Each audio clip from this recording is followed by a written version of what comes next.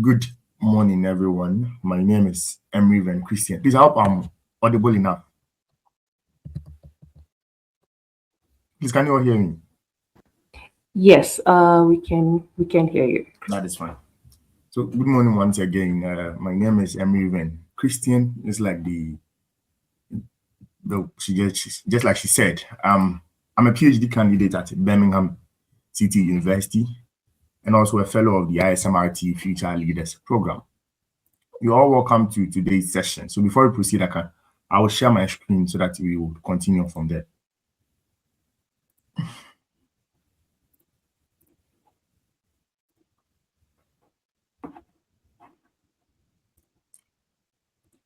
Please, can you all see my screen? Yes. Brilliant. So Yes.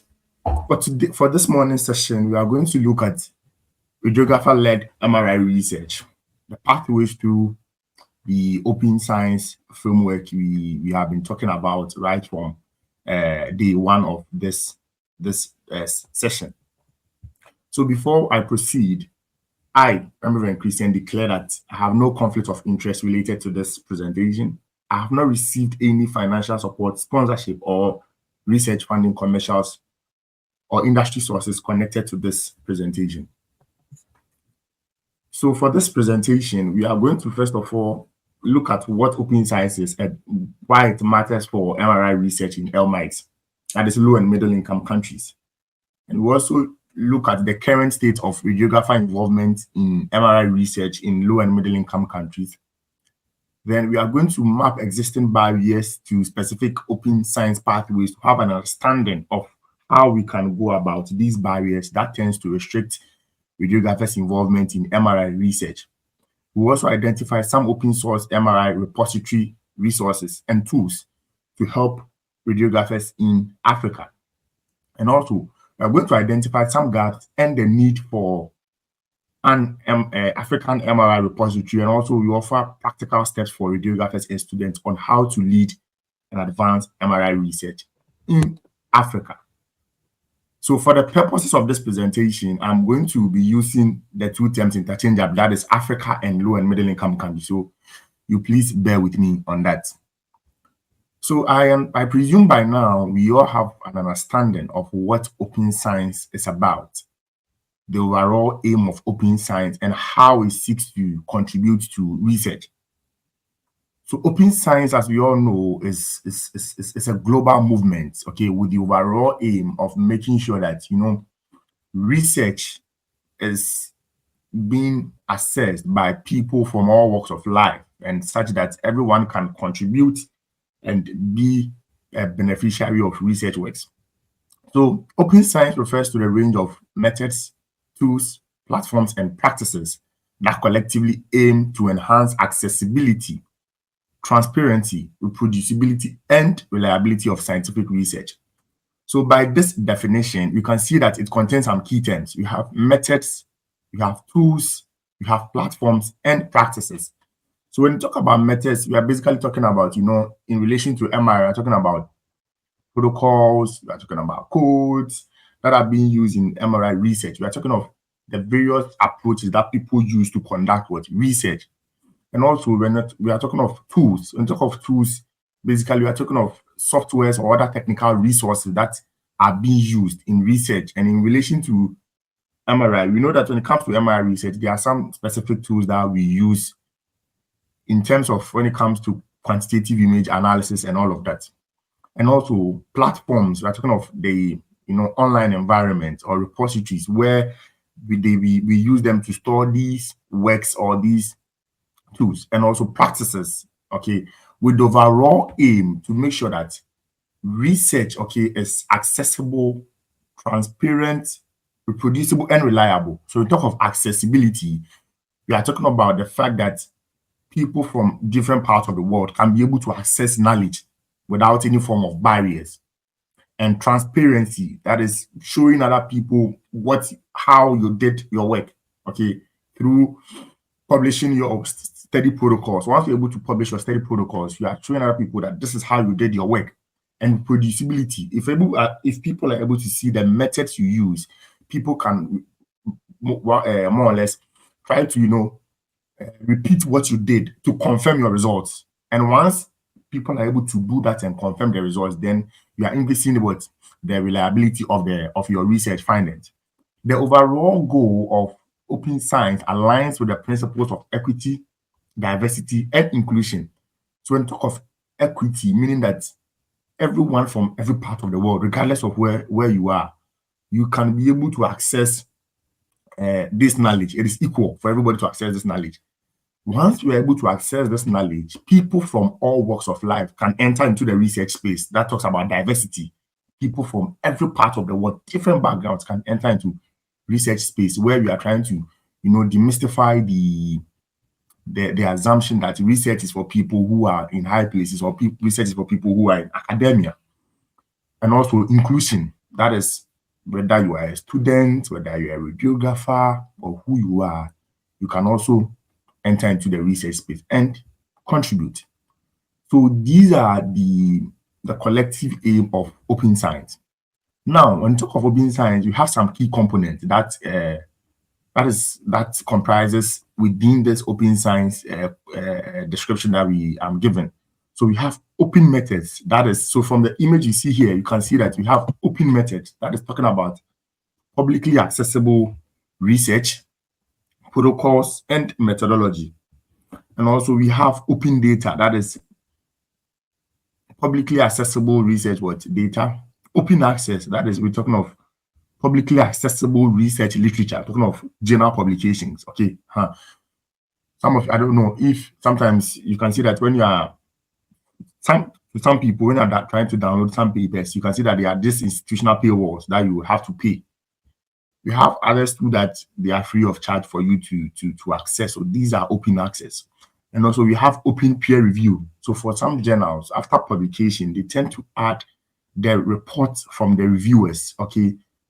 They attach it to the publication for you to have an understanding of how the work was critiqued or being reviewed by reviewers before it got published. And we also have open educational resources. We're talking about publicly accessible learning, teaching and research materials. And also we have open source, talking about publicly accessible codes and software. So this is going to form the foundation of our presentation. And in subsequent slides, we are going to see how these components are connecting to each other.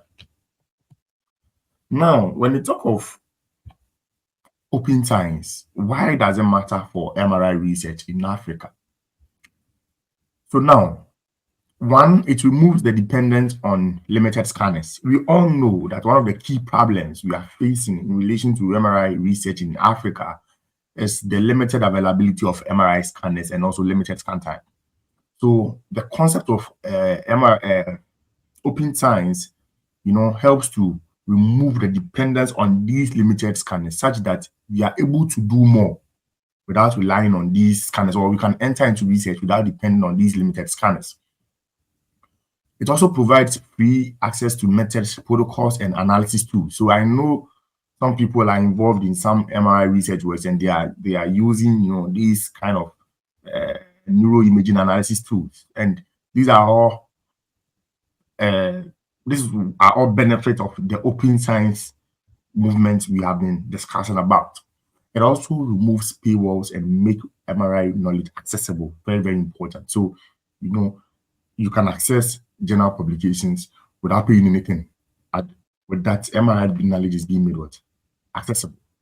Again, we are able to build research capacity through global collaboration. So, again, there are some MRI, should I say movement or MRI groups in terms of talking about Camera, Smart Africa, ISMRT Future Leaders. These are all forms of, works, or these are all forms of movement that is helping to build our research capacity through global collaborations. And with that, it supports locally relevant and independent MRI research. It enables us as radiographers in Africa to, conduct independent research, and the findings are relevant to the African setting. So these are some of the ways why open science is important or matters to MRI research in Africa. With this understanding, we are going to look at why MRI is a high barrier research field in Africa. So the number one key thing here is financial and infrastructural barriers. No, we know that when it comes to MRI, even MRI access in Africa is very, very, very, very, very limited. We all know about this barrier because we have limited MRI scanners, and even some of these modalities are even outdated. Okay. And when it comes to these modalities, sometimes the high cost of operational costs in terms of maintenance, servicing, these are all forms of barriers that hinders, with MRI research in Africa. And again, we also have technological and methodological complexity. We all know that MRI is a field that requires advanced knowledge. And so before you can enter into such a space, you need to have a thorough understanding in terms of the protocols, the sequences, and all of that. And you can't just stand up to say that you are going to involve in an MRI research without having these foundations in terms of the research protocols, the research design that are involved in MRI studies. These are all barriers. Is because we don't have a thorough understanding of these things. That is why it's acting as a barrier. And we also have human capital and institutional barriers. So in terms of the concept of brain drain in Africa, where you have experienced radiographers flying to overseas or abroad for what good paying job, and they leave.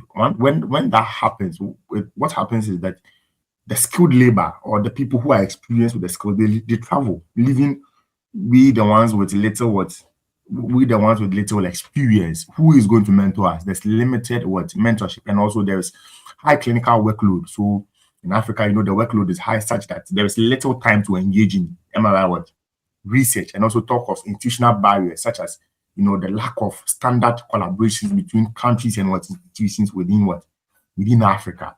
These are all part of the reasons why MRI is seen as a high barrier field in Africa. But that doesn't stop us from involving in research. We as radiographers, someone might ask, what at all can me as a radiographer bring, or me as a student bring to MRI research?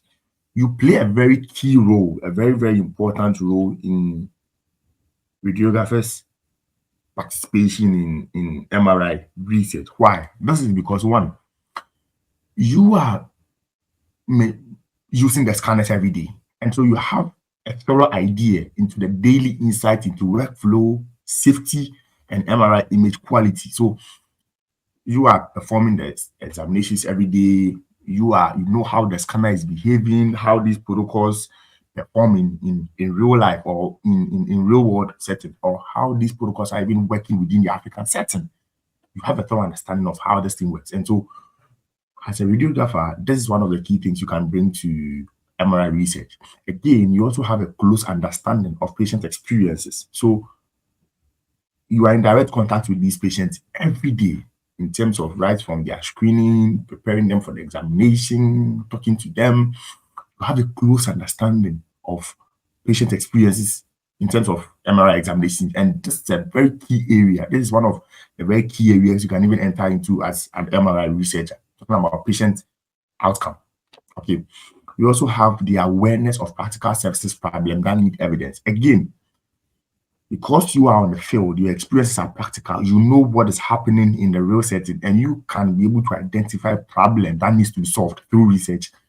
This is one of the things you can bring as radiographer on board. Then you can also, know the potential. You also have the potential to lead relevant clinical questions, okay? Because you know what is happening in the field, so you can be able to be a guide, okay? Then you can lead these clinical questions, work on the projects, and the findings you can also help to implement it. So radiographers, we act as a bridge between research output and clinical implementation, because you know what is on the field, so you can be able to apply the findings into real world practice that contributes to evidence-based practice. Okay, good. So having an understanding of what we can bring on board, what is the actual role of radiographers in MRI research? So the role of radiographers in MRI research is many. and it's many, but I just had to, structure it under this point. So the first one is study, design, planning. Sorry. So now, in terms of study, design, and planning, as radiographers, we can be involved in the study right from the very beginning in terms of protocol, how to go with your data collection, planning as to how to go with your recruitment and all of that. It is one of the key ways, okay, or it's one of the key roles of radiographers in MRI research. Again, protocol development and optimization. So again, as radiographers, it is our role, okay, to assist in protocol development and how to optimize these protocols to make sure that we are getting very good image or like appropriate images. It is one of our roles. Again, patient interaction, safety, and preparation. So in MRI research, it is the role of the radiographer to interact with the patient, because in practice you are the point of contact. You directly deal with these patients every day. And so in MRI research, radiographers interact with patients, talk about screening, educate them on MRI safety, and prepare them for these research examinations. Then you come to MRI operation and data acquisition. So that is your primary role. Operate the MRI scanner using the various sequences, using the established protocols to acquire the image or to acquire the data from the patient. And then after this acquiring, you need to collect the data such that they are anonymized without revealing the patient's name, keeping the patient's identity confidential and everything, and making sure that you are keeping the data in relation to data protection laws without exposing the patient's data to everybody. Usually the data is usually restricted to the research team. So it's the role of the radiographer to manage this data. And again, you perform image analysis. I mentioned some quantitative and neuroimaging analysis. So it is all part of your research radiographer. It's part of your role as a radiographer in research, assuming you are looking at some segmentations and everything. Okay, good. And also you can perform some preliminary image interpretation. Okay, but not the final, preliminary, just to support. It is your role of the radiographer. And the last point that we usually don't talk about is the dissemination of research findings. Is the dissemination of research findings, because after you've had all these results, what's next? You need to now, what you would have to do is write abstracts, write manuscripts, publish these papers, and even present them at conferences. Is very important. It is one of the ways where we can disseminate our research findings. So now, what is the current state of radiographers' involvement in MRI research in Africa? So I think 2023, somewhere around October, November, we started a research where we wanted to look at radiographers' participation in MRI research in some sub-Saharan African countries. I think it got published earlier this year, and it was something global. We had a team of professors, MRI researchers, including Jackie. Okay, and this paper provided us with robust understanding of the barriers that prevent radiographers from involving in MRI research in Africa. So now, this was an online survey where 312 radiographers responded from 18 sub-Saharan African countries, including Ghana, Nigeria, Kenya, Tanzania, and all that. What we found was that there was low engagement in terms of MRI research. We found out that only 21.2% of the population have been involved in MRI research. So you can see that when in real practice, radiographers' involvement in MRI research in low and middle income countries is very low, only 21.2%. So the question is, how about the other 78.8? Where are they? Now, we got to also find out that the MRI research was primarily focused on people who had postgraduate degrees or people who had academic roles, telling us that people who were more in clinical roles didn't participate in these MRI research, which is a big problem, because clinicians or radiographers on the field, you are the ones using the modalities, and you have better insight in terms of the practicalities, better than a postgraduate researcher who is sitting in a school or something. I'm not saying they are not good. No, they are good. But then, as radiographers on the field, you should be taking up more of these roles. You also got to find out that there was high interest, like in participating in MRI research was very high. People were interested in participating in research, 90.9%. And they also reported some key barriers and challenges, okay, that we will look at in the next slide. So this work is basically providing us a general overview of radiographers' participation in MRI research. So generally, we all know from the finding that involvement is low. It's very, very low. However, there is high interest. So we are going to look at these barriers that is preventing radiographers from involving in MRI research. Now, what are the key challenges? So the key challenges we got to find out was limited scanners, funding constraints, lack of research skills, training and mentorship, and also barriers to dissemination. So this image here you can see here is an image of the graph I took shot from the paper. So you can see the barriers, little or no experience with MRI, lack of support from department managers, lack of knowledge to conduct research, lack of knowledge about potential research projects, interest and motivation, lack of funding. That was the highest barrier that was reported. Lack of experience with radiography research mentors, lack of MRI equipment access, insufficient time at work to conduct research. Just like I said, high clinical workload. So these were the barriers that were reported. But the question I'm asking you is, are we going to sit down to let these barriers overcome what we can do? It's a big no. The Open Science Framework has provided us with some avenues, to look to when we want to conduct MRI research. We are going to map these challenges to the various open science components to see how we can go about that. So now, I'm now linking the barriers to the open science pathways. From the first slide, we got to understand that there are 6 components of the open science pathways. And so I tried to, bridge the two to see how we can pick up from there in relation to the barriers that were identified in the study. And I know these barriers may be generalizable to other parts of Africa. So what is the number one thing? That is lack of funding and other material resources. Now, when you talk of funding, we are talking about limited availability of what? Money to support research work and other material resources. Let's say you are doing an MRI research where you need software, okay, to do some quantitative image analysis. You can't purchase it. What are you going to do? This is where the open source tool comes in.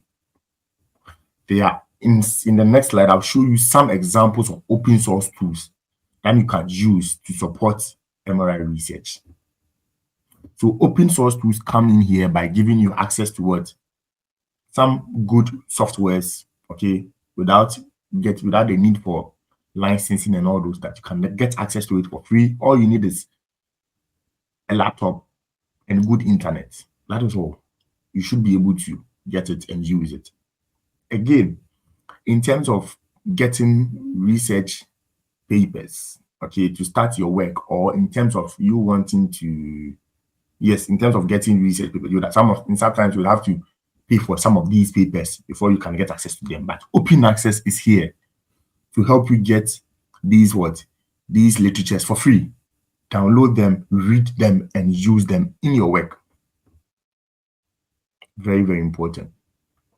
Now, we also move to limited training, lack of knowledge about potential research projects, and barriers to dissemination. So this is all focused on research. Again, in terms of research training, you can be able to get open access articles free. You can read, know the type of research questions people are asking in terms of MRI related research, look at their methods, and you can even adopt it to suit your work, or you can adapt it to suit your future work. This is one of the ways. And so we can't say that because I don't have research training, I can't be involved in my research. No, it doesn't work like that. It doesn't work like that. Now, they have open methods. Okay, some people are good enough to, where they are available, they make their protocols available for other people to, to read from and see how they conducted their research work. Similar example is, let's say you are doing a systematic review in an MRI related study.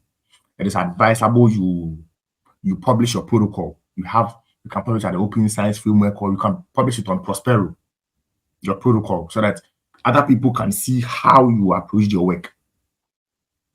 These are all forms of the open science frameworks.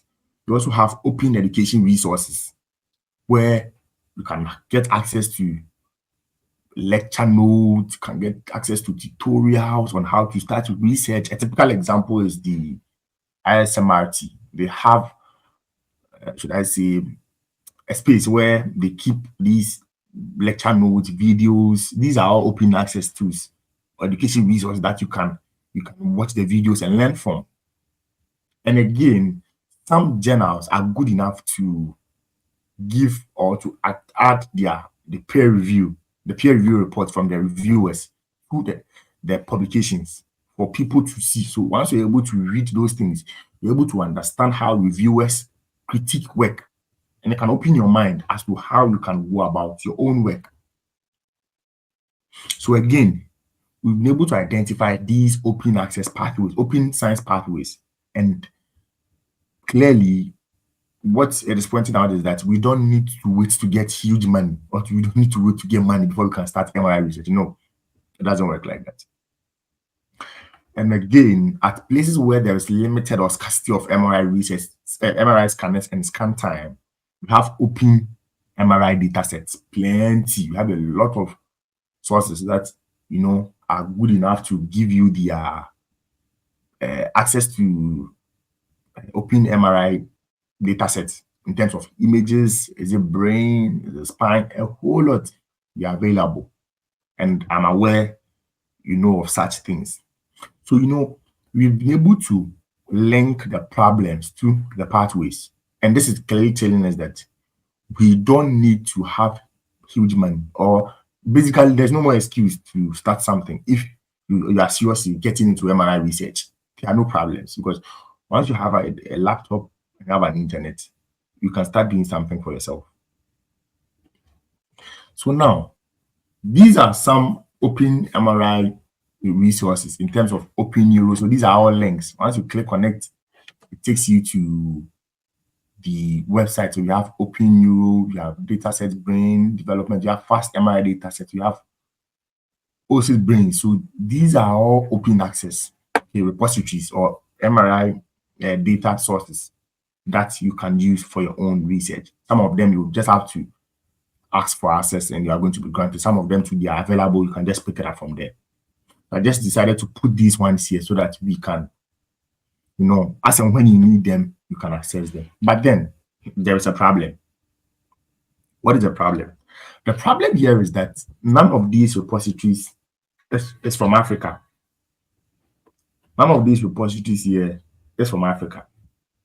So the problem, there is a gap. Okay, there is a gap.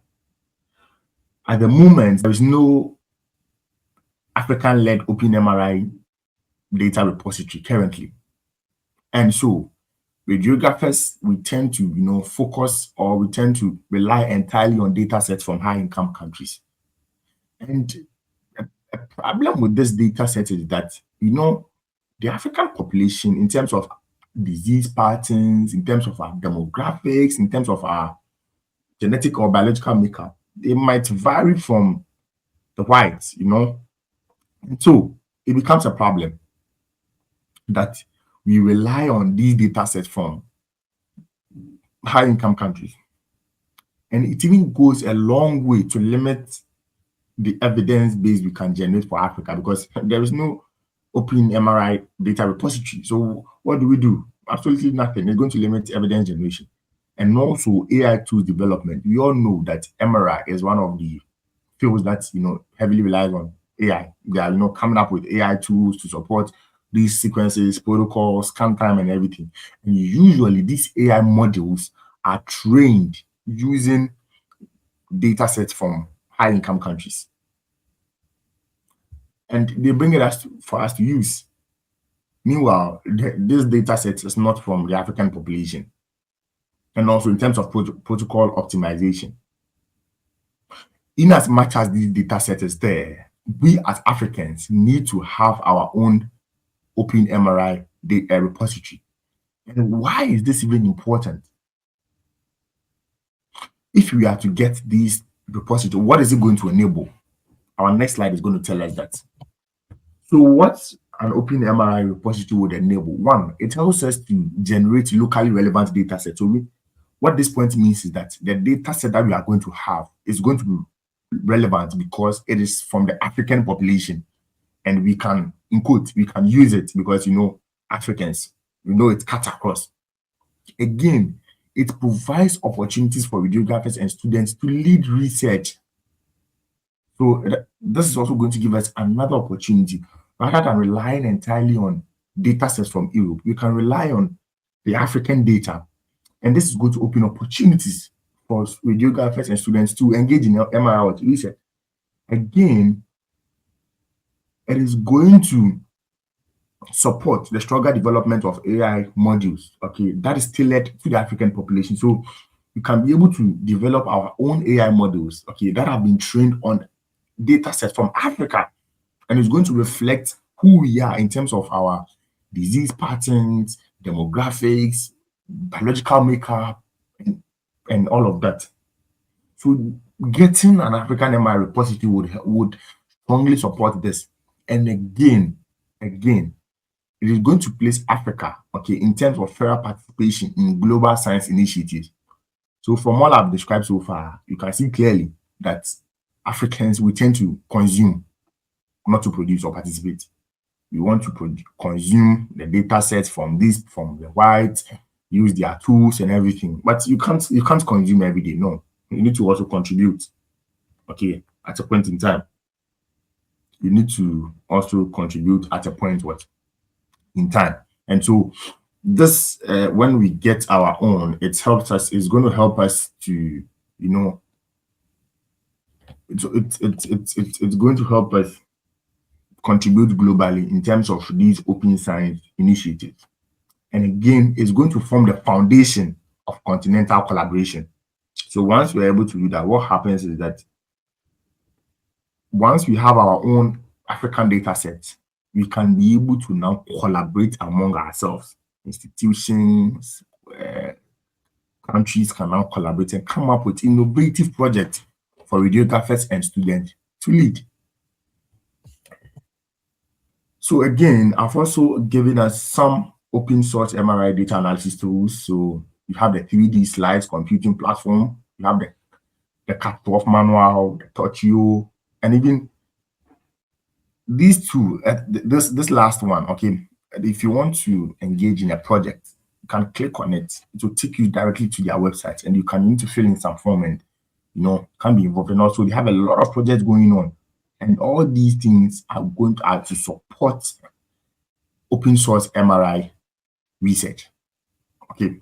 So I've given you the open source MRI repository, and I've given you the tools. Clearly, there's no excuse anymore. As radiographers, we need to lead research in Africa. It's very, very important because the world is shifting towards evidence-based practice, and we can't be consumers of knowledge from external people. We need to produce our own knowledge and use our own knowledge. That is very, very, very important. So now, we are now going to look at some steps, that as radiographers, we can take to lead MRI research. I did for both students and radiographers. So now, For radiographers, don't wait to get an MRI scanner. No. Start with open MRI data sets, the ones that are available. Proceed to use the open MRI analysis tools. Very, very important. Okay, use the tools and join open research communities. There are a lot from your cohort in terms of this camera mentorship, Smart Africa. I know there are a lot of mini MRI projects going on. Within this cohort, you can form research teams. It's not about once you are done with the program and you are done, that is all. No. Collaborate amongst yourself, take each other's number, form research teams. Can be a team of, let's say, 4 or 5, or maybe this one is good at analysis, this one is good at this one is good at that. You come together and form a community. If there are no communities available for you to join, create one yourself. Don't wait. You can start small. You don't need to start with something big. No. It is the little things that matter, the very little things around your workplace. Maybe you have witnessed, you've seen that there are a lot of, there are some issues going on. You've witnessed some consistent problems. You can start from there. Pick those things up. Start them as research questions and try engaging in research. And again, you can work on projects that would not require MRI scanners. A typical example is a qualitative study. Let's say you want to do a research, okay, where you are looking at the lived experience or patient experiences in terms of contrast-based examination. You want to look at their experience in terms of how they perceive the examination, communication, and everything. This is an examination that you would not need scanner. You can engage the patient directly, talk to them, write your proposal, submit it for ethics, get it, do your interviews, or it can even be a survey, a quantitative survey. You don't need an MRI scanner to do that. A typical example is the project I led. I didn't need an MRI scanner. No. I didn't need an MRI scanner to start it. I just had to read the paper, got the idea, and spoke to some senior members, and they supported, and we picked it up. I didn't need an MRI scanner to talk to 312 radiographers from 18 African countries. No, I didn't need an MRI scanner. So you can do a lot without MRI scanners. Don't be fixated so much. MRI research is broad. It's very, very broad for us to tap into various parts. Again, you can use preprint and open access to publish your paper. You have open access journals, a lot. You have Q1 journals that if you are from Africa, some countries, you're not going to pay anything. They'll publish it for you freely. Identify them. Don't wait. And build collaborations, both local and international. It's very, very important. So as radiographers, I think when you're able to follow some of these steps, we can start something rather than waiting for us to get MRI scanners. Again, for students, one, build your foundational MRI knowledge early. It's very, very important. Build your foundational from what you learn from school, learning on the field. You can also take some online courses. I remember when I completed university, I was so much into MRI that I had to take a course on Coursera. That is the course is the fundamentals of neuroscience for neuroimaging. It's a course on Coursera. It is foundational. It's it was a very nice course. You can pick those things up, in terms of your MRI physics, your MRI anatomy. You need to know these things. And once you're able to build on this, that is when you can be able to practice with MRI data set. Because if you don't have the knowledge, if you can't identify, let's say, the ventricle on an MRI brain, how will you be able to be involved in an MRI research? So get the knowledge, build on it by looking at the existing data set, learn from open source tools, and again, join global open MRI science communities. Camera, Smart Africa, ISMR African chapter, ISMR Future Leaders, a lot. We are even fortunate enough that the ISMR Future Leaders program, they run weekly, I think monthly MRI education sessions. Okay. It's very, very, these are places where we can go and learn something from. Start small as students. You can start with your undergraduate research project. Start from there. That is very, very important. Learn how to write, share your work, and start publishing early. Very, very important. Seek mentorship. Okay, both local and international. We don't have to get these white people, to teach us everything. No, we have very good people. We have Jackie, you have Karabo, you have a lot of people. You have Selena, you have a lot of people who are in Africa that are good. They can mentor you. Trust me, don't underestimate that power. You can go to this and they can teach you a lot. If you get a chance to get international mentorship too, that is good. I think we have the swim, the the training model. I think the swim thing, they are all good initiatives. Find some enjoy and build a peer research group. Your friends in school and start thinking about long term. Start thinking about what you should be known for in terms of your research identity. It's very important. So now I decided to give some potential areas. Maybe someone might be thinking, so after all this, how then can I start? I've given potential areas for us to look at, research areas we can tap into in terms of MRI research in low and middle income countries. So you have MRI workflow, efficiency and service improvement. That is one key area you can look at. In terms of MRI protocols and adaptation, you can also look at that. Patient experience and access to MRI. It's a very big field. It's untapped. But I've not seen any work from Africa looking at patient experiences in terms of contrast-based examinations in MRI. I've not seen any work like that.